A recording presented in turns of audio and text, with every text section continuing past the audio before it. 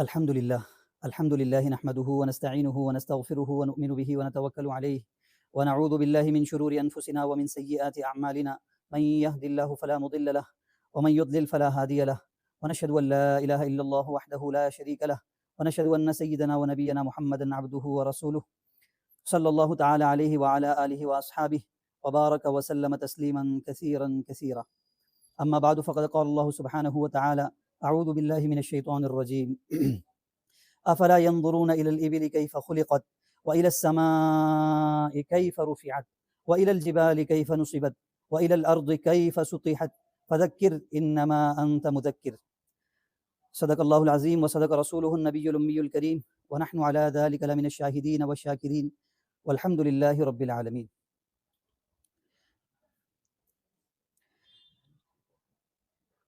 بہت ہی عزت کے لائق تمام حاضرین، آپ کے علم میں ہے کہ گزشتہ دنوں ایک ڈیبیٹ ہوئی ڈز گاڈ ایگزسٹ کے نام پر. اس کا بہت اچھا امپیکٹ پورے ہمارے سب کانٹیننٹ پر بھی خصوصاً اور پورے گلوبلی بھی اس کا امپیکٹ بہت اچھا رہا. اللہ تعالیٰ اس کے ذریعے سے خیر کو اور عام فرمائے. وہ ڈیبیٹ مسکت تو تھی، یعنی اس نے ایک الہادی ذہنیت رکھنے والے شخص کو خاموش تو کر دیا، لیکن اس میں خود مفتی شمائل عبداللہ ندوی انہوں نے جو تیاریاں کی تھی، جو دلائل ان کے پاس تھے، جو ان کو وہاں رکھنے تھے، وہ ان کو اس کا موقع ہی نہیں ملا. تو مناسب معلوم ہوا کہ ہم کچھ دلائل، کچھ آرگیومنٹس ڈز گاڈ ایگزسٹ پر آپ کے سامنے رکھیں، تاکہ آپ اس عقیدے پر خود تو مطمئن ہے ہی، آپ کے اطمینان میں اور اضافہ ہو جائے، اور دوسرا آپ ان لوگوں کو جن کے ذہنوں میں شکوک اور شبہات ہیں کنونس کر سکیں. ہم اس سے پہلے کہ براہ راست اپنے موضوع پر گفتگو کریں، میں مناسب سمجھتا ہوں کہ آپ کے سامنے ایک فکری تجزیہ، ایک فکری تجربہ پیش کروں، ایک تخیلاتی مثال پیش کروں. فرض کریں کہ کوئی آدمی پیدا ہوا، اس کی پیدائش جب اس دنیا میں ہوئی تبھی سے اس کو ایک بند کمرے میں رکھ دیا گیا، اس کو اس کمرے سے کبھی بھی باہر نکالا ہی نہیں گیا، اس کی ساری ضروریات وہیں پوری کی گئی. پھر جب وہ شعور کی عمر کو پہنچا، بالغ ہونے لگا، تو پھر ایک دم سے اس کے گھر والوں نے اس کو گھر کی بالکنی میں لا کر کھڑا کر دیا. تو اب وہ دیکھ رہا ہے کہ اس کے سامنے گہرا نیلا آسمان ہے، سفید بادل ہیں، بلند و بالا پہاڑ ہیں، دریا ہیں، سمندر ہیں، رنگ برنگے پھول ہیں، مختلف ذائقوں والے پھل ہیں، اور خوشنما رنگ کے پرندے ہیں، تتلیاں ہیں، جو اس کے جذبات کو بہت زیادہ ابھار رہے ہیں. پھر اتنے ہی پر بس نہیں ہوتا، جب وہ آگے اور تحقیق اور جستجو میں پڑتا ہے، ادھر ادھر نظر دوڑاتا ہے اور گہرائی میں جانے کی کوشش کرتا ہے، تو اس کو معلوم ہوتا ہے کہ یہ ساری کائنات ایک لا پر، ایک اصول پر کام کر رہی ہے، وہ اپنے اصول سے ذرہ برابر بھی ہٹتی نہیں ہے. پھر اس کو اور پتہ چلتا ہے کہ یہ جو پودے اگ رہے ہیں خود بخود، یہ بائی ڈیفالٹ نہیں ہو رہا ہے، بلکہ ان پودوں کے اندر کچھ کوڈز رکھے ہوئے ہیں جو ان کو بتاتے ہیں کہ تم کو کیسے اگنا ہے اور کیا اپنے اوپر کون سے پھل لانے ہیں، کیسی مہک لانی ہے، کیونکہ ہر ایک کا رنگ اور ہر ایک کی مہک الگ ہے. پھر اور آگے جب وہ بڑھتا ہے تو اس کو پتہ چلتا ہے کہ ہم کو زندگی گزارنے کے لیے اور جینے کے لیے آکسیجن کی اور پانی کی ضرورت ہے، اور وہ وافر مقدار میں ہماری فضا میں موجود ہے اور ہمارے آس پاس موجود ہے. پھر اتنی ساری معلومات حاصل کر لینے کے بعد بھی اس کو یہ جب سننے میں آتا ہے کہ اس کو جو معلومات حاصل ہوئی ہے وہ 0.1% بھی نہیں ہے اس پوری کائنات کا، اس میں تو اور بھی عجیب عجیب چیزیں ایگزسٹ کرتی ہیں. اتنی ساری معلومات حاصل کر لینے کے بعد، بلکہ اس سے پہلے ہی وہ اپنے بڑے کا ہاتھ پکڑے گا جس نے اس کو بالکنی میں لا کر کھڑا کیا تھا کہ ابا، چاچا، یہ کس نے بنایا، یہ کس نے ڈیزائن کیا، اس کو کون رن کر رہا ہے. یہ سوال وہ اپنی زبان سے نہیں بلکہ اپنے دل سے اور اپنی فطرت میں جو جذبہ پیوست ہے اس سے پوچھے گا، اور تقریباً یہی سوال ہر انسان پوچھے گا، چاہے وہ کسی بھی بیک گراؤنڈ کا ہو.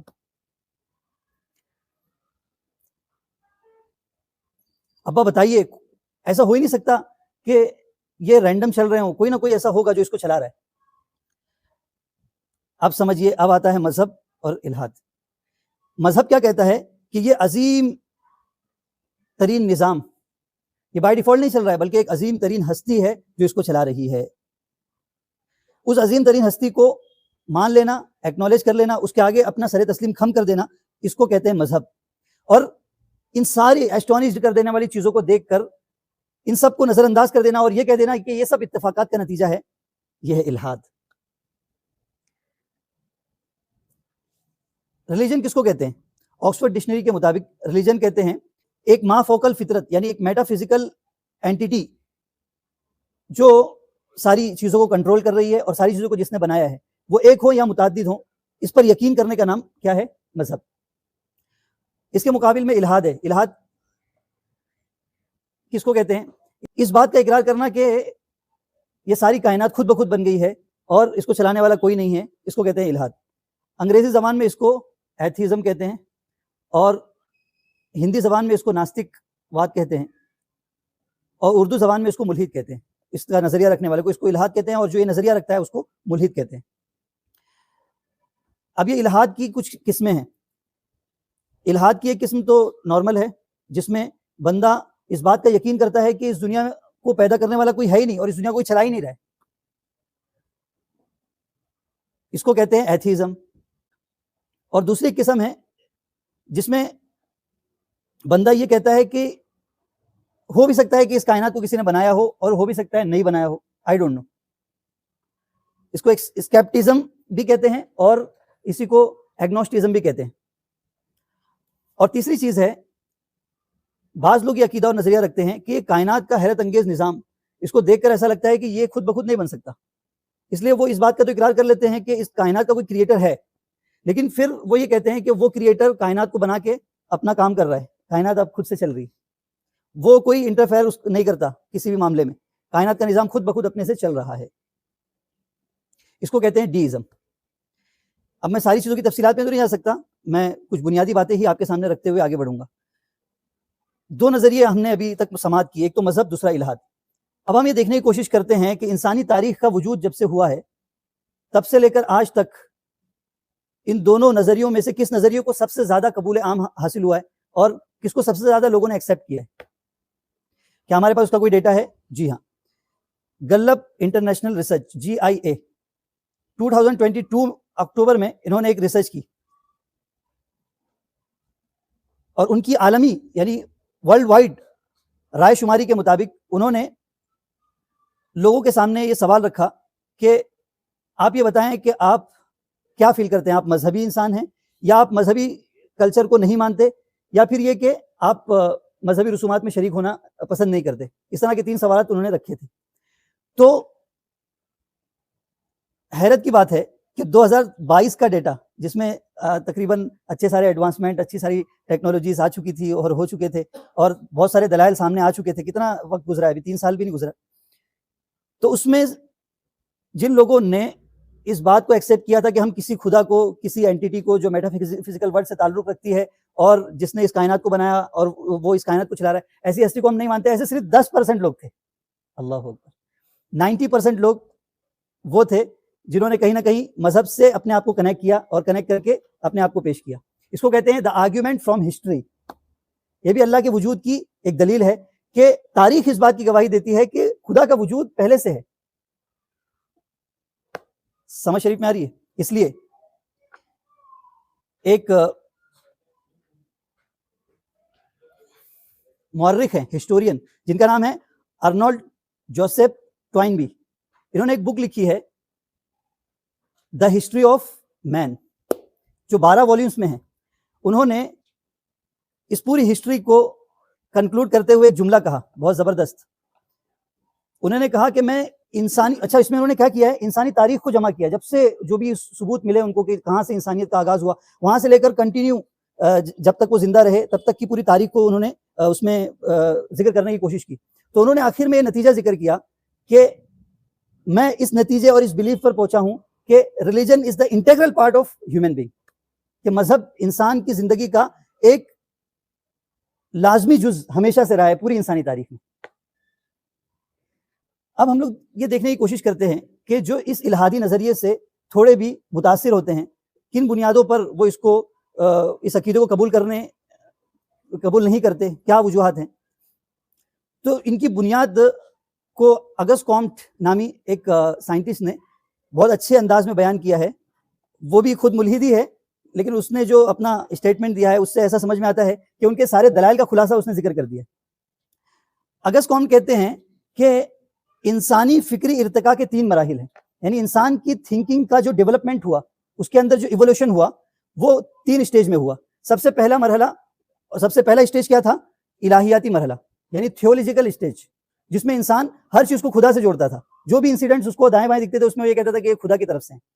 پھر زمانے نے ترقی کی، آگے بڑھا زمانہ، تو پھر دوسرا اسٹیج آیا جس کو مابعد طبیعیاتی مرحلہ کہتے ہیں، یعنی میٹا فزیکل اسٹیج، جس میں انسان یہ سمجھنے لگا کہ نہیں، کوئی خدا نہیں ہے، ہاں لیکن کوئی طاقت ہے جو یہ سارے امور انجام دیتی ہے. لیکن پھر ایک تیسرا مرحلہ آیا جس کو کہتے ہیں ثبوتی مرحلہ، اور اگست کامٹ کہتے ہیں کہ ہم اسی تیسرے ثبوتی مرحلے میں جی رہے ہیں. اور اس ثبوتی مرحلے میں سائنس نے ہمارے سامنے 2 2 4 کی طرح ساری باتیں واضح کر دی ہے کہ یہ ساری چیزیں جن کو کبھی انسان خدا کی طرف منسوب کرتا تھا یا میٹا فزیکل ورلڈ سے تعلق رکھنے والی اینٹیٹی کی طرف منسوب کرتا تھا، اب سائنس نے ریسرچ کر بتا دیا ہے کہ یہ سب ڈھونگ تھا. وہ کہتا ہے کہ پہلے انسان سمجھتا تھا کہ انڈے میں سے چوزا خدا نکالتا ہے، لیکن اب اس ثبوتی مرحلے میں، اور جب سائنس نے ہمارے سامنے سارے شواہد اور ریسرچ پیش کر دیے، تو اب ہم کو سمجھ میں آیا کہ یہ انڈے سے چوزا خدا نہیں نکالتا ہے، بلکہ 20 روزہ قانون نکالتا ہے، جو اس کے سر پر ایک سینگ نمودار کرتا ہے، جس سینگ کے ذریعے سے وہ انڈے کو بریک کر کے باہر نکلتا ہے. سمجھ شریف میں آئی؟ تو وہ کہتا ہے کہ دیکھیے، فزکس میں آئزک نیوٹن سر نے ہم کو بتایا کہ کائنات ایک ناقابل تغیر قوانین فطرت کے تحت چل رہی ہے. یعنی آئزک نیوٹن نے لاز آف نیچر کو انٹروڈیوس کروایا کہ یہ کائنات لاز آف نیچر پر چل رہی ہے اور یہی ساری کائنات کو چلا رہے ہیں. تو اس سے سمجھ میں آیا کہ کوئی خدا نہیں ہے، یہ تو لاز ہیں جو اصل میں یہ سارے نظام کو چلا رہے ہیں. پھر وہ کہتا ہے کہ فلسفہ بھی ہمیں اسی بات کی دعوت دیتا ہے. فلسفی ہم کو یہ کہتی ہے کہ تم خدا کو مت مانو. کیوں؟ اس لیے کہ مذہبی نظریات کا جو ریلیجن نے جو فیتھس یا جو آئیڈیولوجیز یا جو عقائد دیے ہیں، ان عقائد کو ہم نہ براہ راست دیکھ سکتے ہیں، نہ سن سکتے ہیں، نہ محسوس کر سکتے ہیں. اور معنی صرف اسی چیز کو جائے گا جس کو ہم براہ راست سن سکتے ہوں، دیکھ سکتے ہوں یا محسوس کر سکتے ہوں. تو یہ بنیادی سمجھ جائیے دلیلیں ہیں. ان دلیلوں کی بنیاد پر الہادی ذہن رکھنے والا شخص یہ کہتا ہے کہ خدا کی کوئی ضرورت نہیں ہے، یہ کائنات خود سے بنی ہے. اور اب تو ملٹی ورس کا بھی نظریہ آ گیا. اگر مان لیتے ہیں ہم کہ ملٹی ورس کا کانسیپٹ صحیح ہے، تو پھر بھی کسی ایک کائنات کو پہلی کائنات ماننا پڑے گا. پھر اگر اس کو پہلی کائنات نہیں مانیں گے تو یہ کائنات وجود میں نہیں آئے گی، انفینٹ ریگریس ہوگا، کائنات کائنات کائنات کائنات کائنات. تو پھر سمجھ میں آئی بات؟ تو پھر وہ جو پہلی کائنات ہوگی اس کائنات کو بنانے والا کون ہوگا؟ تو وہاں پر پھر بات آ کر رک جائے گی. سمجھ میں آئی بات؟ تو خیر، اب ہم ان دلائل کا ہلکا سا جائزہ لیتے ہیں. سائنس یہ تو بتاتی ہے کہ یہ کیا تھا یا کیا ہے، لیکن یہ نہیں بتاتی کہ یہ کیوں ہے. دوسرے لفظوں میں سائنس واٹ کا آنسر تو کرتی ہے لیکن وائی کا آنسر نہیں کرتی. یہ جو انہوں نے اعتراض اٹھایا، اگست کامٹ نے جو مثال دی کہ پہلے ہم یہ سمجھتے تھے کہ چوزا انڈے سے خدا نکالتا ہے، لیکن بعد میں ہم کو سائنس کے ذریعے سے پتا چلا کہ یہ 20 روزہ قانون ہے جو اس کو اندر سے انڈے سے باہر نکالتا ہے. تو ہم اس کا جواب انہی کے فرد سے دیتے ہیں. جیمس اینڈریو ہیرس نام کے ایک شخص ہیں. وہ کہتے ہیں کہ سائنس نے یہ تو بتایا کہ چوزے کی چونچ پر ایک سینگ نمودار ہوتی ہے جس سے وہ انڈے کو توڑتا ہے اور پھر وہ سینگ جھڑ جاتی ہے، لیکن سائنس نے یہ نہیں بتایا کہ یہ سینگ کیسے اور کیوں بنتی ہے اور اس کو کس نے بنایا. تو دوسرے لفظوں میں اس نے یہ سوال اٹھایا ہے کہ پہلے سوال یہ تھا کہ کھول کیسے ٹوٹا، تو ہم کہہ رہے تھے خدا نے توڑا. تو اب بتا رہے کہ نہیں، کھول تو 20 روزہ قانون سے ٹوٹا. تو کہہ رہے پہلے سوال تھا کہ کھول کیسے ٹوٹا، سینگ کیسے بنی. اب سوال اس میں تبدیل ہو گیا کہ وہ سینگ کہاں سے آئی اور 20 ہی روز میں کیوں جھڑ گئی. تو سائنس نے کیا کیا، مزید پرتوں کو کھولا، الٹیمیٹ کاز کو نہیں بتایا. فائنل جو اس کی حقیقت تھی وہاں تک وہ سائنس نہیں پہنچ سکی. اس نے پروسیس کو اور زیادہ واسٹ کر دیا. اسی طرح تو اس کو وہ کہتے ہیں کہ نیچر سلیکشن میں explain the survival of the fittest but not arrival of the fittest. سمجھ گئے ہوں گے. اور اسی طرح ایک دوسرے سائنٹسٹ ہیں، ان کا نام ہے سیسل بوائس ہیمن. انہوں نے یہ کہا نظام ہضم کے سلسلے میں جو انسان کا ڈائجسٹو سسٹم ہے اس کے بارے میں، وہ بہت کمپلیکس سسٹم ہے، آپ نے اگر اسٹڈی کی ہوگی تو آپ کو پتا ہوگا. تو وہ کہتے ہیں کہ یہ جان لینا کہ غذا کیمیائی رد عمل سے ہضم ہوتی ہے، یہ بات خدا کی نفی نہیں کرتی. یعنی پہلے ہم یہ سمجھتے تھے کہ یہ غذا ہمارے پیٹ میں جاتی ہے تو خدا ہضم کرتا ہے، لیکن پتہ چل گیا کہ اندر کچھ کیمیکل وہ ہوتے ہیں، کیا کہتے ہیں اس کو، کیمیکل ریئیکشنز ہوتے ہیں، ان کیمیکل ریئیکشنز کی وجہ سے غذا ہضم ہوتی ہے. تو کیمیکل ریئیکشنز کو معلوم کر لینا اس کی وجہ سے یہ خدا کی نفی نہیں کر دیتی یہ بات، بلکہ اس کی کمپلیکسٹی کو دیکھ کر ہی ایسا لگتا ہے کہ یہ بائی ڈیفالٹ اور رینڈم نہیں چل رہا ہے، بلکہ کسی پلانر کی پلاننگ کے تحت چل رہا ہے. یہ بات the evidence of God in an expanding universe نامی کتاب میں موجود ہے. میں تمام ایتھسٹک ورلڈ سے اس بات کی درخواست کرتا ہوں وہ اس کتاب کو ضرور پڑھیں. یہ وہ کتاب ہے جس میں 40 سائنسدانوں نے جو الگ الگ فیلڈ سے تعلق رکھتے تھے اپنا ہمبل ریویو پیش کیا ہے. اپنی فیلڈ میں خوب ریسرچ کرنے کے بعد وہ اس کنکلوژن پر پہنچے ہیں کہ یہ ساری چیزیں خود سے نہیں بن سکتی، کوئی نہ کوئی ایک ایسی سپریم بینگ ہے جس نے یہ ساری چیزیں ڈیزائن کی ہے. اس کی ایک آسان مثال آپ اس طرح سمجھیے کہ کسی نے ایک مشین جو بہت بڑی تھی، بہت زیادہ کمپلیکیٹڈ تھی، اس کے ہر پرزے کو جان لیا کہ یہ پرزا کیا کام کرتا ہے، یہ پرزا کیا کام کرتا ہے، یہ پرزا کیا کام کرتا ہے. لیکن یہ جان لینے کی وجہ سے کیا یہ بات ثابت ہو جائے گی کہ مشین خود بخود بن گئی اور وہ خود بخود چل رہی ہے؟ بلکہ مائنیوٹ ڈیٹیلز کو معلوم کر لینے کے بعد تو وہ آدمی اور زیادہ حیرت زدہ ہو جاتا ہے کہ اتنا کمپلیکیٹڈ سسٹم کیسے کسی نے بنا دیا. کتنا ماہر انسان ہوگا وہ، کتنا جینیس پرسن ہوگا وہ جس نے یہ مشین بنائی. ٹھیک اسی طرح سائنس نے جو کیا ہے وہ یہ کہ پروسیس کو واضح کیا ہے، اور پروسیس کو واضح کرنے کے ذریعے سے سائنس نے مذہب کی خدمت کی ہے، ایتھسٹک ورلڈ کو کوئی فائدہ نہیں پہنچایا ہے. سمجھ میں آئی بات؟ اور مذہب کی خدمت کیا کی ہے کہ اس نے خدا کی کے ڈیزائن کو اور زیادہ ڈیپ ایکسپلین کیا ہے، جس سے بصیرت رکھنے والے لوگوں کے لیے اور بھی زیادہ سامان فراہم ہو گیا ہے کہ وہ اور بھی اچھے سے غور کر سکیں اور خدا کو ایکسیپٹ کر سکیں. اور ان صاحب نے ایک بات یہ بھی کہی تھی کہ مذہب چونکہ جن بلیفز کو ماننے کا دعویٰ کرتا ہے یا اس کی دعوت دیتا ہے وہ ہم چھو کر محسوس کر دیکھ نہیں سکتے. جنت جہنم کو، موت کے بعد عذاب کو اور ریزریکشن کو، یہ ساری چیزیں ہم کو ابھی نہ نظر آ رہی ہیں نہ ہم محسوس کر پا رہے ہیں. تو اس نے بنیاد فلسفے کو بنایا ہے، حالانکہ سائنس اور فلسفے میں بھی 90% ایسی چیزیں ہیں جو مشاہدے اور تجربے سے ثابت نہیں ہیں، بلکہ وہ استنباطی طور پر یعنی انفرنس کے طور پر ثابت ہوئے ہیں. سمجھ میں آئی بات؟ اس کی ایک مثال سمجھیے. سائنس سے ہم پوچھتے ہیں واٹ از الیکٹریسٹی، تو سائنس کہتی ہے فلو آف الیکٹران. تو ہم کہتے ہیں آپ نے فلو آف الیکٹران کو دیکھا ہے؟ تو وہ کہتے ہیں نہیں. تو اس سے پتا چلا بس وہ کیا کر رہے ہیں، ایک واقعے کو دوسرے کے ساتھ جوڑ رہے ہیں کہ ہم نے بٹن دبائی تو پنکھا چالو ہوا. اس سے سمجھ میں آیا کہ الیکٹران تھا، اس نے فلو کیا تبھی تو وہ وہاں پہنچا، اس لیے تو فین آن ہوا. تو یہ استنباط ہے، یہ مشاہدہ اور تجربہ نہیں ہے. اس لیے الفرڈ ارنسٹ مینڈر یہ کہتے ہیں کہ کائنات میں زیادہ تر حقائق استنباطی ہیں، یعنی کائنات میں جتنی بھی چیزیں سائنس نے معلوم کی ہیں ان میں سے اکثر چیزیں استنباطی یعنی انفرڈ ہیں، ان کو استنباط کیا گیا، ان کا استدلال کیا گیا، وہ چھو کر محسوس کر معلوم نہیں کی گئی ہیں. تو اس لیے مذہب جو ہے وہ تمام معلوم حقائق سے کوہیرنٹ ہے. اسی طرح مذہب بہت ساری ایسی باتوں کی توجیہ بیان کرتا ہے جو بغیر مذہب کے ناقابل فہم تھی.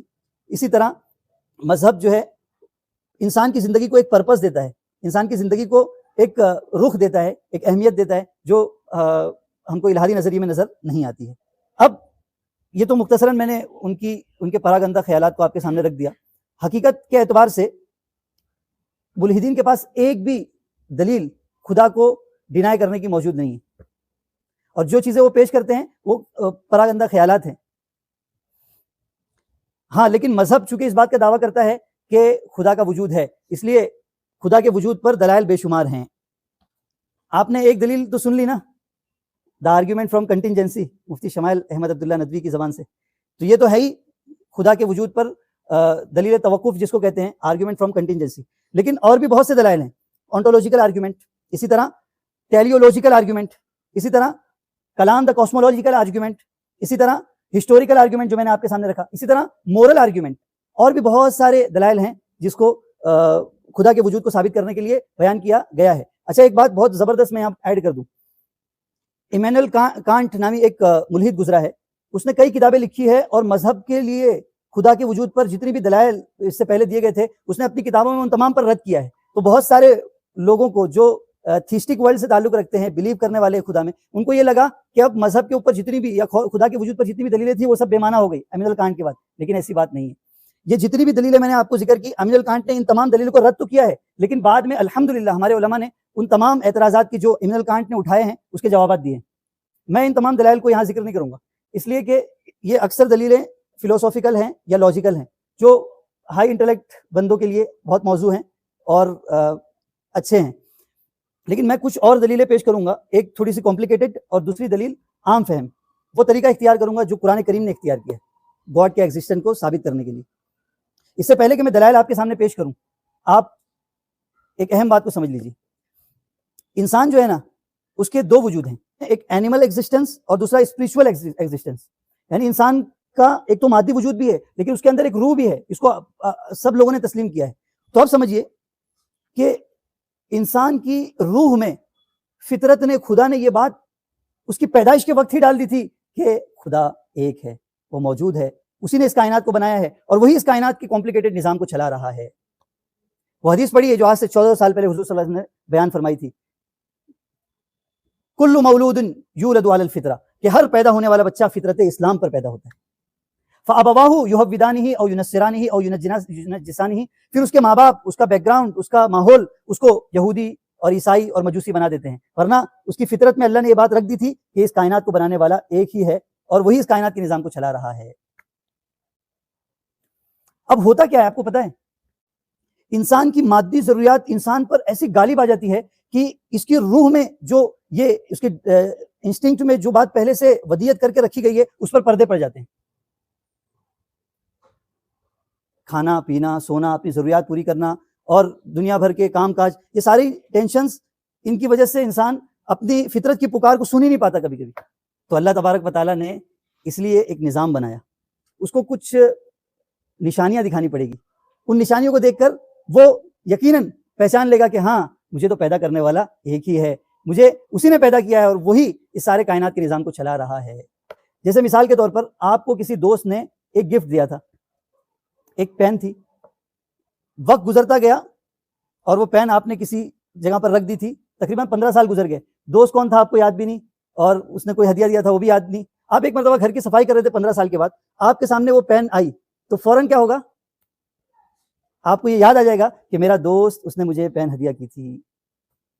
ٹھیک اسی طرح کائنات کے اندر جو نشانیاں اللہ تعالیٰ نے بکھیر کر رکھی ہیں, ہر ذرہ چیخ چیخ کر اللہ کی وحدانیت کا جو ہے اعلان کر رہا ہے, تو یہ ساری نشانیاں بھی اللہ تعالیٰ نے اس لیے رکھی ہے تاکہ بندہ اپنی روح میں, اس کے انسٹنکٹ میں اللہ تعالیٰ نے جو میسج اس کی پیدائش کے وقت میں رکھ دیا تھا اور اس پر دنیا میں آنے کے بعد پردے پڑ گئے تھے, ان نشانیوں کو دیکھ کر وہ پردے ختم ہوں اور وہ اس کو پہچان لے. اگر اس پین کو دیکھ لینے کے بعد بھی اس بندے کو وہ دوست یاد نہیں آیا, یا وہ جان بوجھ کر اس پین کو دیکھنے کے بعد اس کو ایک طرف ڈال دے اور اپنے دوست کو یاد ہی کرنا نہ چاہے, تو پھر دوسری اور کوئی بھی چیز اس کو اس کے دوست کی پہچان کروا سکتی ہے؟ ہرگز نہیں. ٹھیک اسی طرح کائنات میں بکھری ہوئی نشانیاں, اگر ان کو دیکھ کر کسی کو اللہ یاد نہیں آتے, کوئی اللہ کی طرف رجوع نہیں کرتا, کوئی خدا کے وجود کو نہیں مانتا, کوئی خدا کی وحدانیت کو تسلیم نہیں کرتا, تو پھر کوئی دلیل ایسی نہیں ہے دنیا کے اندر جو اس کو اس بات کا قائل کرے کہ خدا ایک ہے. یہ تو جو دلائل میں نے آپ کے سامنے ذکر کیے یہ لاجیکل اور فلسفیکل دلائل ہیں. ان دلائل سے آدمی خاموش تو ہو سکتا ہے لیکن مان نہیں سکتا. ماننے کے لیے یہ وجدانی دلیل ضروری ہے جو میں نے آپ کے سامنے ذکر کی. اب اس کی پرتیں میں تھوڑی کھولوں گا کیونکہ یہ دعوت کے میدان میں پیش کرنے کے لیے سب سے بہتر انسٹرومنٹس ہیں, سب سے بہتر آلات ہیں, اور دعوتی مرحلے میں یہی چیزیں زیادہ کام آتی ہیں. اس سے ہی زیادہ لوگ انسپائر ہوتے ہیں, متاثر ہوتے ہیں اور حق کو قبول کرتے ہیں. ہاں اگر ماننا ہی نہیں چاہتا ہے تو پھر وہ الگ بات ہے. قرآن میں اللہ تعالیٰ نے فرمایا فَإِنَّهَا لَا تَعْمَى الْأَبْصَارُ وَلَكِن تَعْمَى الْقُلُوبُ الَّتِي فِي الصُّدُورِ, کہ آنکھیں اندھی نہیں ہوتی, حقیقت میں دل اندھے ہوتے ہیں. جب آدمی کے دل اندھے ہو جاتے ہیں تو آنکھوں سے دیکھ کر بھی وہ نظر انداز کر دیتا ہے حقیقتوں کو. اب دیکھیے, اگر آپ کائنات میں غور کریں, اللہ تعالیٰ نے مختلف جگہوں میں ان نشانیوں کو ذکر کیا, اور یہ نشانیاں ذکر کرنے کا مقصد یہ ہے کہ بندوں کو یاد آئے, بندے اپنی ضرورتوں میں رہ کر کہیں اپنی فطرت میں جو ایک میسج ان کو دیا گیا تھا, ان کی روح کے اندر جو میسج ودیت کیا گیا تھا, رکھا گیا تھا, اس کو بھول نہ جائیں. اس لیے اللہ تعالیٰ نے بار بار قرآن میں بھی ان نشانیوں کو ذکر کیا ہے. کیا پتا ہم لوگ ان نشانیوں کو کیوں نہیں ذکر کرتے یا پڑھتے نہیں, اس کی تبلیغ نہیں کرتے. یہ ہونا چاہیے, اس کے ذریعے سے ایمان بہت تازہ ہوتا ہے. اللہ تعالیٰ فرماتے ہیں الذین یذکرون اللہ قیاما وقعودا وعلی جنوبہم ویتفکرون فی خلق السماوات والارض, کہ ایمان والے ان کے اندر دو خوبیاں ہوتی ہیں, وہ ذکر بھی کرتے رہتے ہیں, چلتے پھرتے اٹھتے بیٹھتے سوتے لیٹتے ہر وقت, اور ساتھ میں وَيَتَفَكَّرُونَ فِي خَلْقِ السَّمَاوَاتِ وَالْأَرْضِ کہ وہ آسمان اور زمین میں غور بھی کرتے رہتے ہیں, ارے یہ کیسے بن گیا, ارے وہ کیسے بن گیا. اور اللہ نے عجیب انداز سے ایک جگہ اللہ فرماتے ہیں أَفَرَأَيْتُم مَا تَحْرُثُونَ, ارے اندھو بیج ڈالتے ہو, بیج ڈال, اندھے بن کے بیج ڈال دیتے ہو اور اناج کاٹ لیتے ہو اور کھا پی کے چھٹی کر لیتے ہو, اندھوں کی طرح بیج مت ڈالو, دیکھو کس نے اس بیج میں سے پودا اگایا. أَفَرَأَيْتُم مَا تَحْرُثُونَ أَأَنتُمْ تَزْرَعُونَهُ أَمْ نَحْنُ الزَّارِعُونَ, کیا اس بیج میں سے پودا تم نکالتے ہو, اس میں سے اناج تم نکالتے ہو یا ہم نکالتے ہیں. أَفَرَأَيْتُم مَا تُمْنُونَ, ارے تم اندھوں کی طرح جمع کر لیتے ہو, ہٹ جاتے ہو, پھر اولاد وجود میں آ جاتی ہے, تم کبھی غور نہیں کرتے کہ تم نے پانی کا ایک نطفہ گرایا تھا جو حقیر تھا, ذلیل تھا, وہ بدن پر لگ جائے تو لوگ اس کو نفرت اور گھن کرنے لگتے تھے, اس ناپاک قطرے سے تم نے انسان کھڑا کیا یا ہم نے کھڑا کیا. أَفَرَأَيْتُمُ الْمَاءَ الَّذِي تَشْرَبُونَ, اندھوں پانی پیاس لگتی تو پی لیتے ہو, غور نہیں کرتے پانی کہاں سے آیا. أَأَنتُمْ أَنزَلْتُمُوهُ مِنَ الْمُزْنِ أَمْ نَحْنُ الْمُنزِلُونَ, یا تم نے اس کو آسمان بادلوں سے اتارا یا ہم اس کو اتارنے والے ہیں. اللہ نے فرمایا وَفِي أَنفُسِكُمْ أَفَلَا تُبْصِرُونَ, تم خود اپنے اندر غور کر لو کھڑے ہو کر آئینے کے سامنے, تو تم کو سمجھ میں آ جائے گا کہ تم کتنے کمپلیکس ہو, اور اس کمپلیکس سسٹم کو خدا کے بغیر کوئی بنا ہی نہیں سکتا, یہ خود سے کیسے بن جائے گا. یہ ہے اللہ نے دعوت دی ہے فکر کی, افلا تتفکرون افلا یتذکرون افلا تعقلون, لیکن ہم سب نے ان ساری آیتوں کو اور ان ساری باتوں کو ایک طرف رکھ دیا. اب میں یونیورس اور خود ہیومن بینگز میں پھیلی ہوئی کچھ نشانیوں کا تذکرہ کرنا چاہتا ہوں, وہی نشانیاں جن کو دیکھ کر یاد آنا جانا چاہیے کہ اس کائنات کو بنانے والا کوئی ہے اور وہی اس کائنات کو چلا رہا ہے. اور ان کے بارے میں دنیا کی بڑی آبادی کا عقیدہ یہی ہے کہ ان سب کے پیچھے ایک طاقت ہے جو ان سب کو بنانے والی اور ان سب کو چلانے والی ہے, جبکہ دور حاضر کے کچھ معمولی سی تعداد کے ایتھسٹ لوگوں کا کہنا یہ ہے کہ یہ سب کچھ اتفاق سے وجود میں آ گیا. فیصلہ آپ خود کریں. سب سے پہلے ہماری آبزرویبل یونیورس کی طرف چلتے ہیں. آسمان میں موجود اسٹارز کی تعداد اگر وہ صاف ہو اور ہم اپنی آنکھوں سے دیکھنے کی کوشش کریں تو تقریباً 5000 کے آس پاس نظر آئیں گے, لیکن معمولی سی دوربین سے یہ تعداد 20 لاکھ کے قریب ہو جائے گی. اور دنیا کی سب سے بڑی دوربین فاسٹ ریڈیو ٹیلیسکوپ جو چائنا میں ہے, اس سے اگر ہم ان ستاروں کو اسٹارز کو دیکھنے کی کوشش کریں تو اربوں کی تعداد میں یہ نظر آئیں گے, لیکن یہ بھی اصل تعداد کے مقابلے میں بہت کم ہے. اب دیکھتے ہیں کہ ان اسٹارز کا والیوم کتنا ہے, اور خاص طور پر ہماری اپنی گیلیکسی میں یعنی ملکی وے گیلیکسی کے اندر جو اسٹارز ڈسکور کیے گئے ہیں ان کی سائز, ان کا والیوم کتنا بڑا ہے. سب سے پہلے سن کو لے لیجئے, سن ایک اسٹار ہے, اس میں 13 لاکھ ارتھس آ سکتی ہیں, اس کا والیوم اتنا بڑا ہے.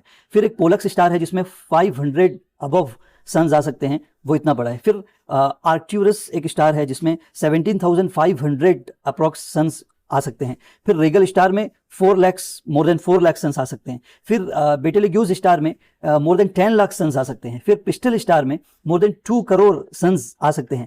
پھر ایک اور اسٹار جو ہماری اپنی گیلیکسی میں ہے وی وائی کینس میجورس, جس میں more than 500 کروڑ سنز آ سکتے ہیں. اور ایک اس سے بھی بڑا اسٹار یو وائی اسکوٹی, اس میں more than 800 کروڑ سنز آ سکتے ہیں. پھر اتنا ہی نہیں کہ یہ اپنی جگہ پر ٹھہرے ہوئے ہیں, یہ سب موشن اور حرکت میں ہیں. سب سے قریبی حرکت نیئرسٹ موشن جس سے ہم واقف ہیں وہ چاند ہے, جو زمین سے 2,80,000 مائلز دور رہ کر اس کے گرد کانسسٹنٹلی اس طرح گھوم رہا ہے کہ ہر 29.5 دن میں زمین کے گرد اس کا ایک سرکل پورا ہو جاتا ہے.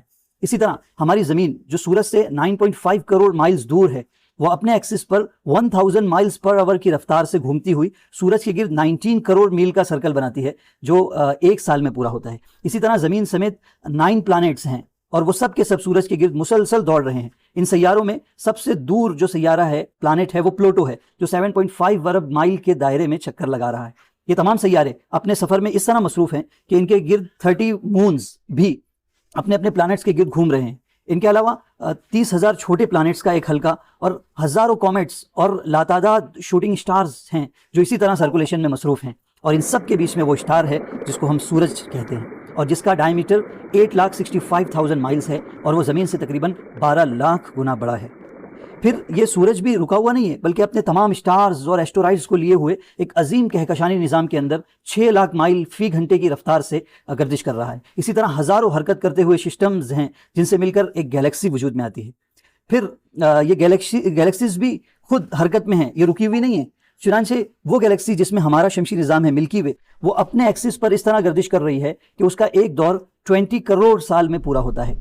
پھر ان تمام سرکولیشنز اور موشنز کے ساتھ ایک موشن جاری ہے, اور وہ یہ کہ ساری کائنات, ساری یونیورس غبار کی طرح چاروں طرف پھیل رہی ہے.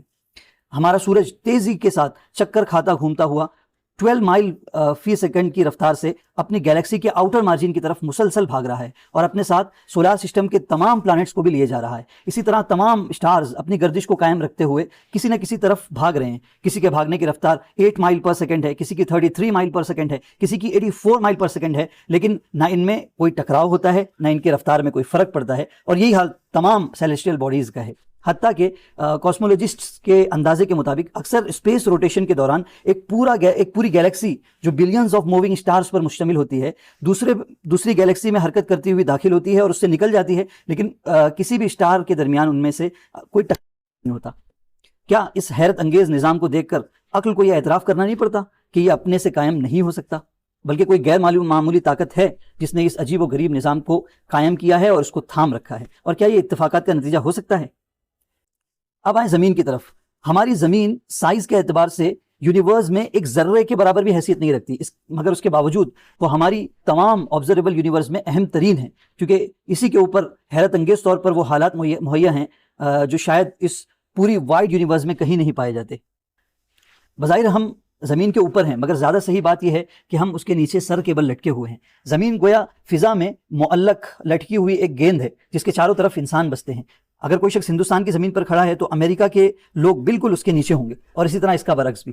پھر زمین ٹھہری ہوئی نہیں ہے بلکہ 1000 مائل پر آور کی رفتار سے مسلسل گھوم رہی ہے. ایسی حالت میں زمین کی سطح پر ہمارا انجام وہی ہونا چاہیے تھا جیسے سائیکل کے پہیے پر کنکریاں چھوٹے چھوٹے پتھر رکھ کر اس پہیے کو تیزی سے گھما دیا جائے تو ان کنکریوں کا, ان پتھروں کا کیا حشر بنے گا, کیسے بکھر جائیں گے. مگر ہمارے ساتھ ایسا نہیں ہوتا, کیونکہ ایک خاص تناسب کے ساتھ زمین کی کشش, گریویٹی اور ہوا کا پریشر ہم کو اس پر جمع کر رکھے ہوئے ہیں. اگر ہماری زمین چاند جتنی بڑی ہوتی تو زمین کی گریویٹی موجودہ گریویٹیشنل اٹریکشن کا 1/6 رہ جاتی, جس کا نتیجہ یہ ہوتا کہ ہماری دنیا پانی اور ہوا کو اپنے اوپر روک نہ سکتی, اور اس کا حال یہ ہوتا کہ اس کی سطح پر درجہ حرارت یعنی ٹیمپریچر چڑھتا تو انتہائی حد تک چڑھ جاتا, بہت بڑھ جاتا, اور گرتا تو انتہائی حد تک گر جاتا, جیسا کہ سائز کی اسی کمی کی وجہ سے چاند میں ہوا ہے. چاند پر اس وقت نہ تو پانی ہے اور نہ کوئی ہوائی کرہ, یعنی ایٹماسفیئر بھی وہاں نہیں ہے, اور ہوا نہ ہونے کی وجہ سے وہ رات کو بہت زیادہ کولڈ ہو جاتا ہے اور دن کے وقت میں تنور کے مانند جلنے لگتا ہے.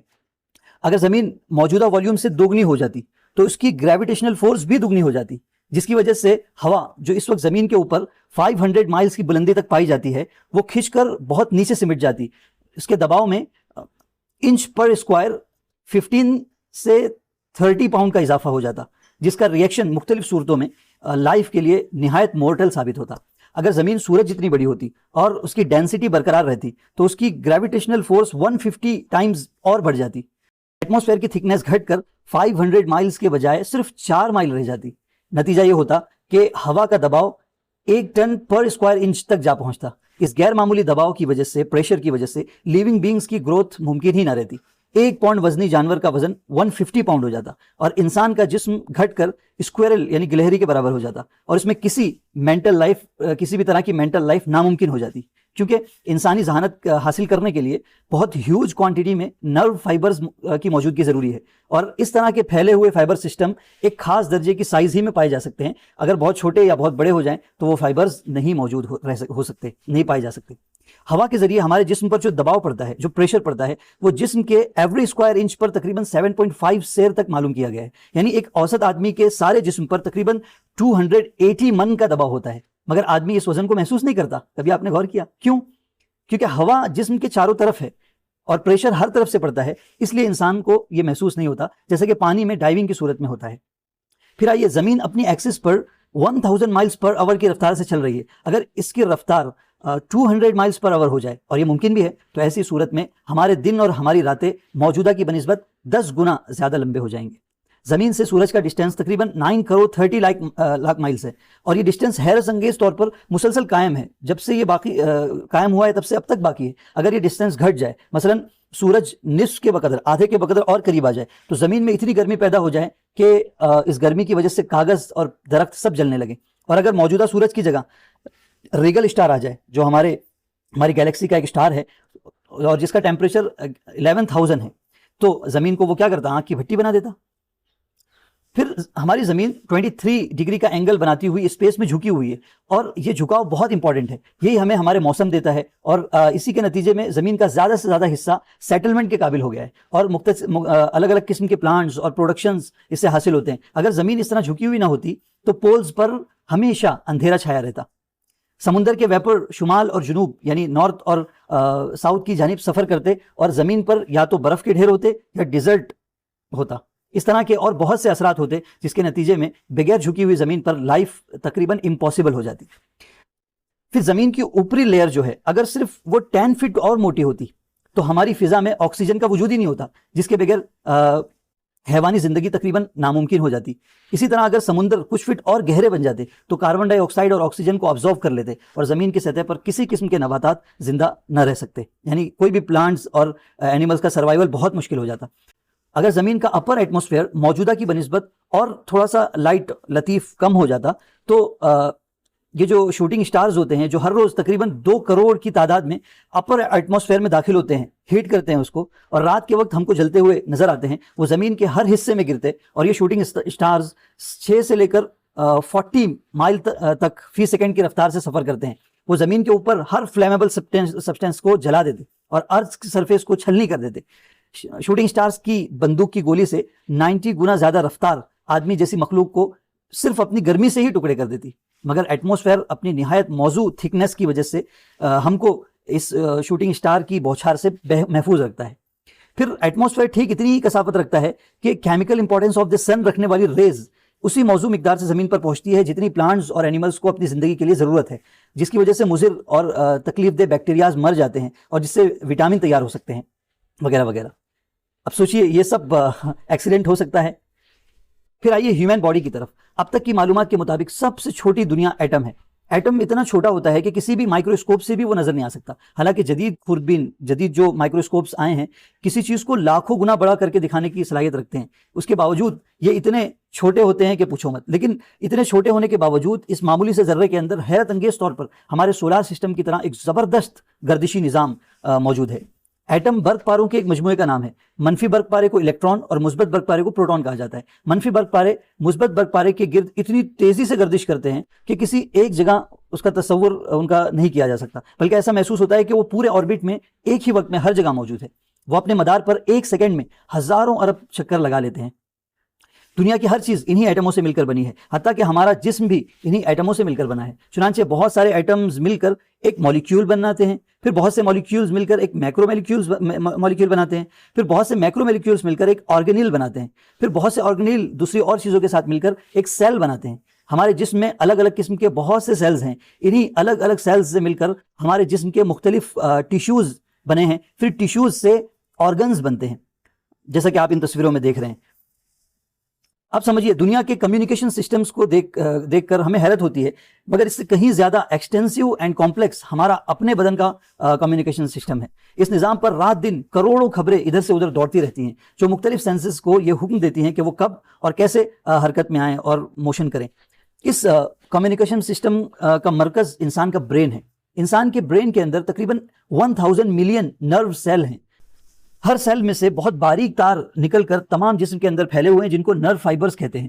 ان پتلے ریشوں پر خبر وصول کرنے اور حکم بھیجنے کا ایک نظام تقریباً 70 مائل پر آور کی رفتار سے دوڑتا رہتا ہے۔ انہی کے ذریعے ہم چکھتے ہیں، سنتے ہیں، دیکھتے ہیں، محسوس کرتے ہیں اور سارا عمل انجام دیتے ہیں۔ زبان میں 3000 ٹیسٹ برڈز ہیں، جن میں ہر ایک اپنے علیحدہ اسی تار کے ساتھ دماغ سے جڑا ہوا ہے۔ کان میں 1 لاکھ سے زیادہ ٹینی سینسری ہیئر سیلز ہوتے ہیں۔ انہی سیلز سے ایک نہایت کمپلیکیٹڈ پروسیس کے ذریعے ہمارا دماغ سنتا ہے۔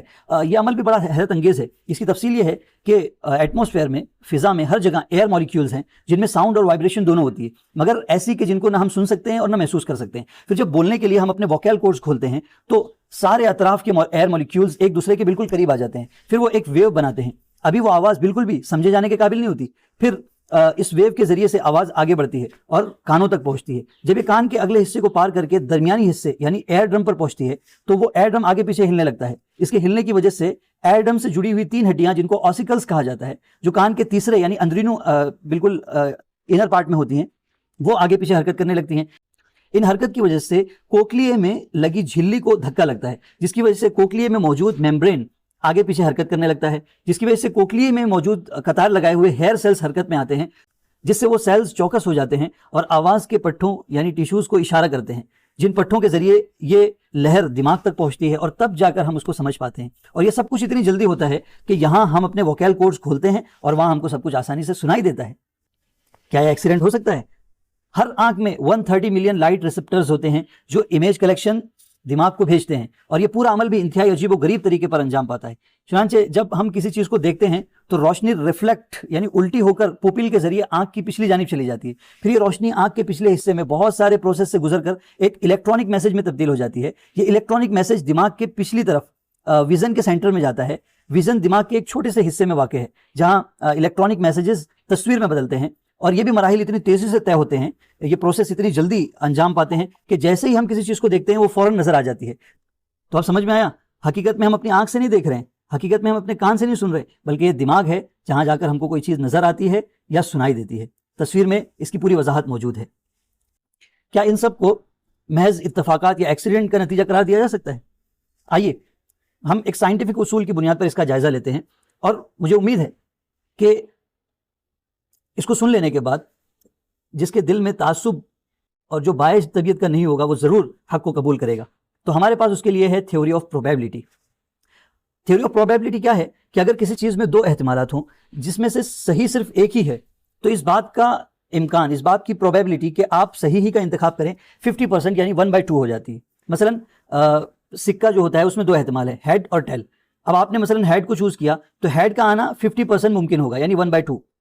اسی طرح اگر ڈائس اچھالوں تو ڈائس سے کے اچھالنے کے وقت میں نے جو نمبر سلیکٹ کیا ہے اس کے صحیح ہونے کا امکان 1/6 ہو جائے گا یعنی 16.66%.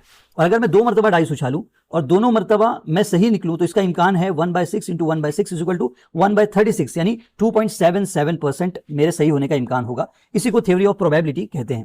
اب ہم بہت اوپر نہ جا کر جسم کے مختلف آرگنز بنانے والے ٹیشوز کو بھی چھوڑ کر، ٹیشوز بنانے والے سیلز کو بھی چھوڑ کر، سیلز بنانے والے آرگنیلز جو بہت سی چیزوں پر مشتمل ہوتے ہیں، ان میں سے صرف ایک ہی یعنی پروٹین جو ایسا کیمیکل ایلیمنٹ ہے جس میں لائف نہیں پائی جاتی، اسی کو لیتے ہیں. ایک پروٹین تقریباً 20 امینو ایسڈ کے ایک خاص سلسلے سے مل کر بنتا ہے.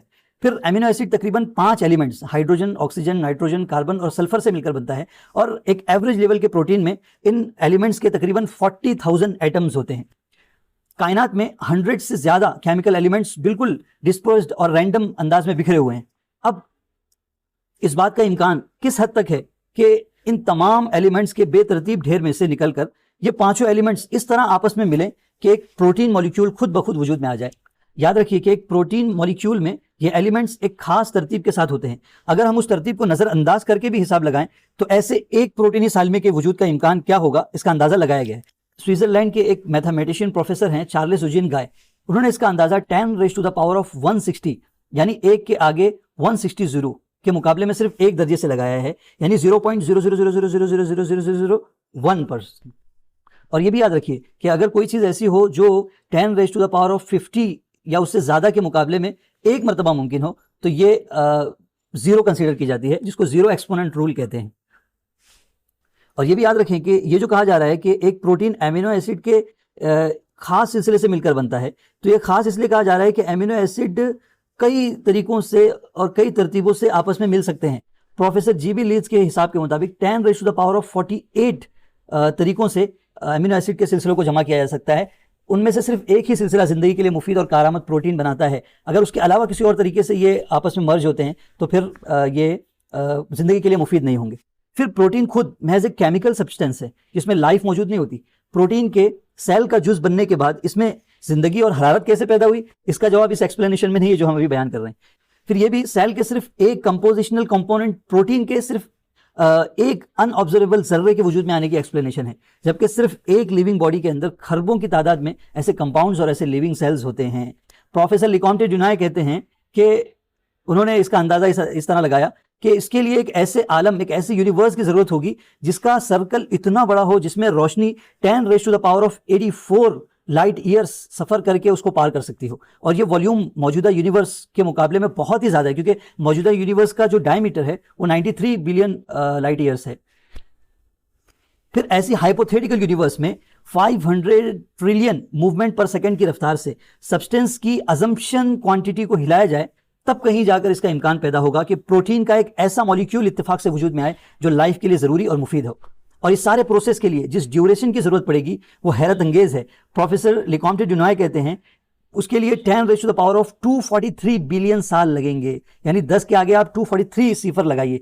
मगर हमें भूलना नहीं चाहिए, प्रोफेसर कहते हैं हमें भूलना नहीं चाहिए कि ज़मीन सिर्फ 2 बिलियन साल से मौजूद है और अब की तहकीक के मुताबिक 4.5 बिलियन ईयर्स से मौजूद है। और ये बात कि ज़िंदगी की इब्तिदा उसमें सिर्फ 1 बिलियन साल के बाद हुई, यानी अभी की तहकीक के मुताबिक 2 मिलियन साल के बाद हुई, जब ज़मीन ठंडी हुई, क्योंकि सूरज से अलग होने के बाद वो बहुत गर्म थी, फिर जब ठंडी हुई तब उसमें ज़िंदगी की इब्तिदा हुई।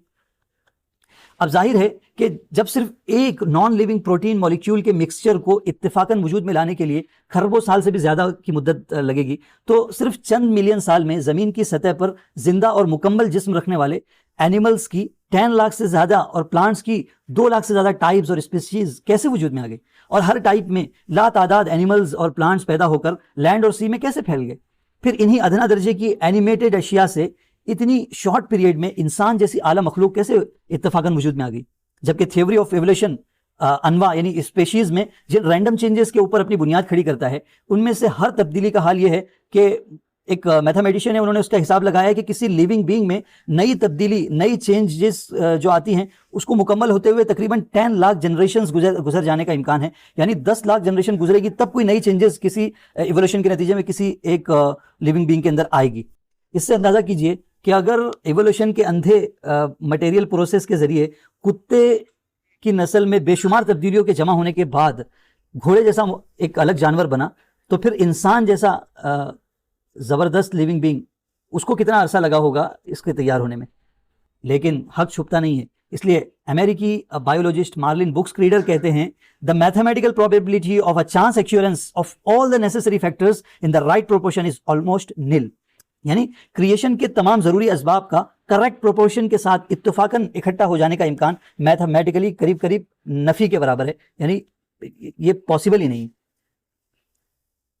ये लॉन्ग एनालिसिस सिर्फ लाइफ के इत्तफाक से पैदा होने की आइडियोलॉजी के लग़्व और बेकार होने को वाज़े करने के लिए किया गया, वरना हकीकत यह है कि इत्तफाक से ना कोई एटम या मॉलिक्यूल वजूद में आ सकता है और ना ही वो जहन पैदा हो सकता है जो ये सोच रहा है कि यूनिवर्स कैसे वजूद में आई, चाहे इसके लिए कितनी ही तवील मुद्दत सर्व कर दी जाए।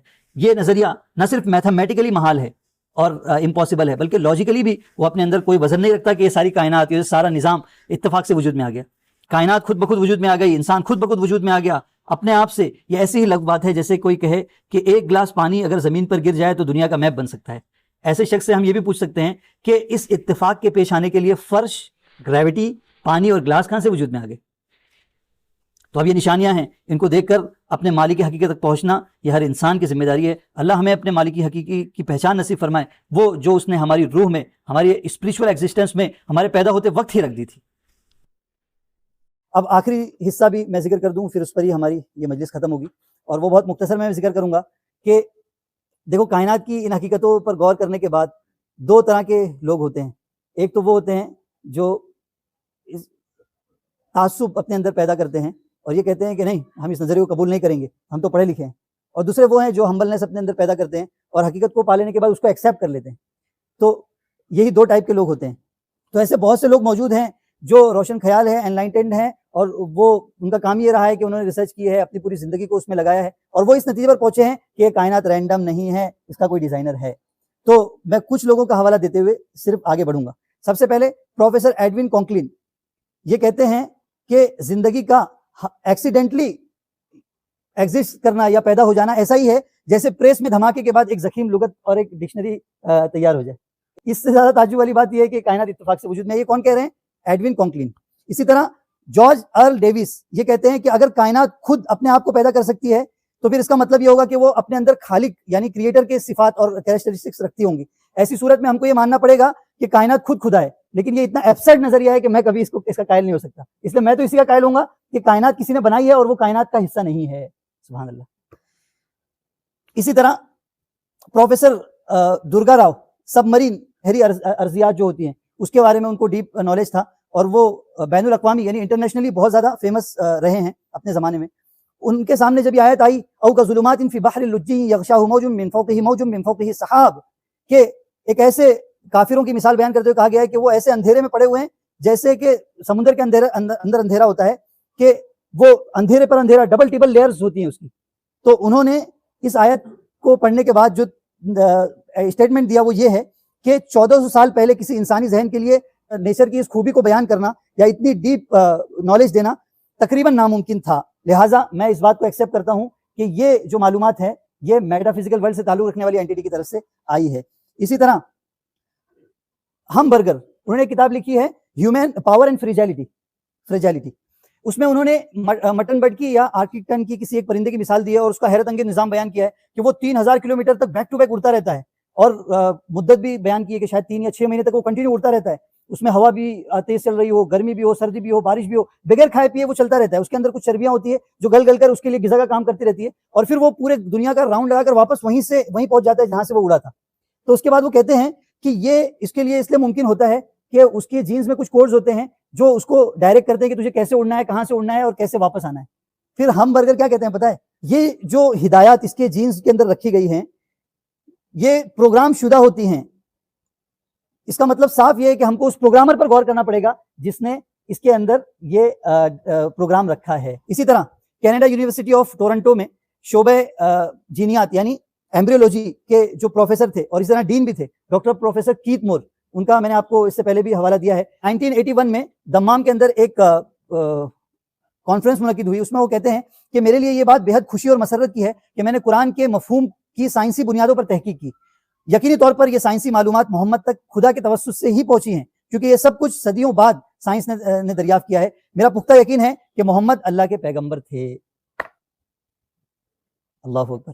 اسی طرح ڈاکٹر جوال ای سمپسن، انہوں نے بھی اس بات کا اعتراف کیا ہے کہ یہ جو معلومات ہم کو 7ویں صدی میں دی گئی اور اس کا ہسٹوریکل ریکارڈ موجود ہے، یہ اس کے اندر یہ صلاحیت موجود ہے کہ یہ سائنس کی رہنمائی کر سکتی ہے.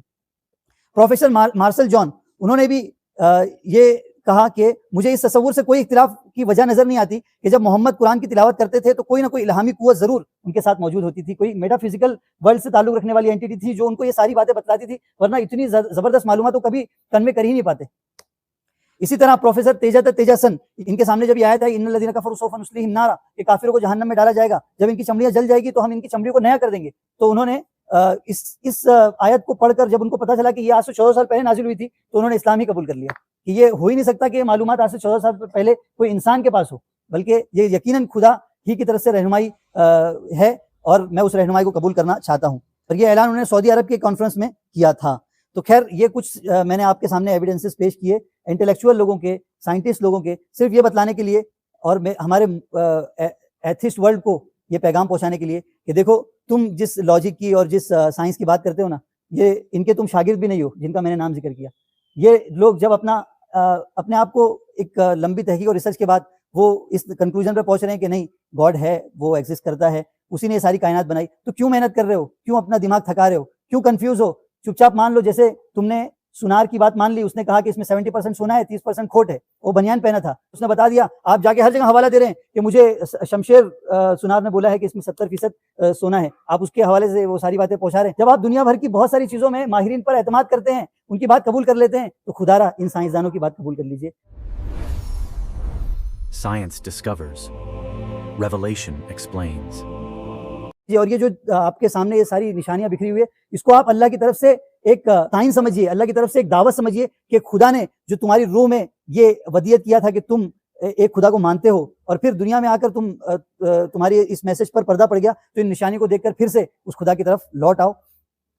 یہاں پر ہمارا یہ درس ختم ہوتا ہے، اور امید ہے کہ آپ تمام نے اس سے بہت کچھ سیکھا ہوگا. اس میں جو کچھ کمیاں کوتاہیاں ہوئی وہ میری وجہ سے تھی، اور جو بھلائیاں ہوئی یہ اللہ کی طرف سے اور اس کی رحمت کی طرف سے تھی. اللہ تعالیٰ اس کو ہمارے لیے اور پوری امت کے لیے خیر کا ذریعہ بنائیں، اور اس حقانیت کو قبول کرنے کی سب کو توفیق عطا فرمائے. وآخر دعوانا الحمدللہ رب العالمین.